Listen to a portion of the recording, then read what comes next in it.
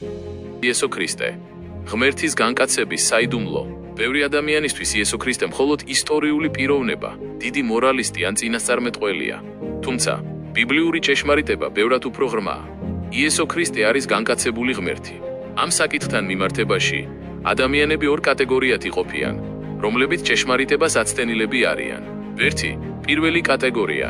ისინი, ვინც ქრისტეს აღიარებენ მხოლოდ კარგ ადამიანად, წინასწარმეტყველად ან ღვთისძედ, ოღონდ არა თავად ღმერთად. ასეთი ადამიანი თქვენი სიტყვებით ჯერ გზაში არ დაბადებულა. მას ჯერ არ განუცდია სულიერი შობა, რათა იხილოს ღვთაებრივი სინათლე. ორი მეორე, ყველაზე საშიში კატეგორია. მათ ბიბლია ანტიქრისტეს სულის, მატარებლებს უწოდებს. ეს ის ხალხია, ვინც საერთოდ უარყოფს ქრისტეს, მის მოსვლას ხორციელად და მის ღვთაებრიობას. როგორც იოანე მახარებელი ამბობს, ყოველი სული, რომელიც არ აღიარებს ხორციელად მოსულ იესო ქრისტეს, ღვთისაგან კი არ არის, არამედ ეს არის სული ანტიქრისტესი. 1 იოანე 4:3. ეს არის სულიერი სიბრმავე, რომელიც ღმერთს ღიად უპირისპირდება. რატომ არის იესოს ღმერთობა გადამწყვეტი? ღმერთი და ადამიანი, თუ იესო მხოლოდ ადამიანი იქნებოდა, ის ვერ გამოისყიდდა კაცობრიობის ცოდვას. მხოლოდ უსასრულო ღმერთს შეეძლო გაეღო უსასრულო მსხვერპლი ორ, რომელიც დააკმაყოფილებდა ღვთაებრივ სამართლიანობას. მელქისედეკის წესი.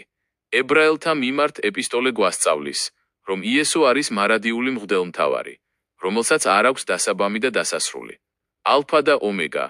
გამოცხადებაში იგი პირდაპირ ამბობს, მე ვარ ალფა და ომეგა, დასაბამი და დასასრული.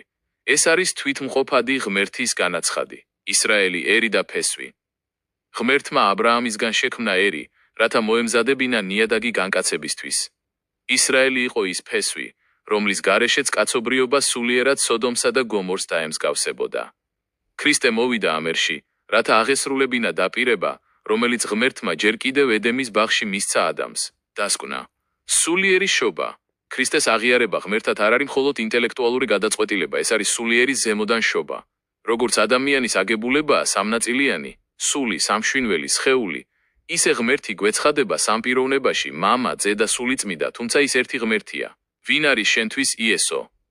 თუ ის შენთვის მხოლოდ ადამიანია, შენ ჯერ კიდევ გზაში ხარ. თუ მას საერთოდ უარყოფ, გაფრთხილდი რომ ანტიქრისტეს სულმა არ დაგაბრმაოს. ხოლო თუ ის შენი უფალი და ღმერთია, შენ პოულობ ჭეშმარიტ სიცოცხლეს.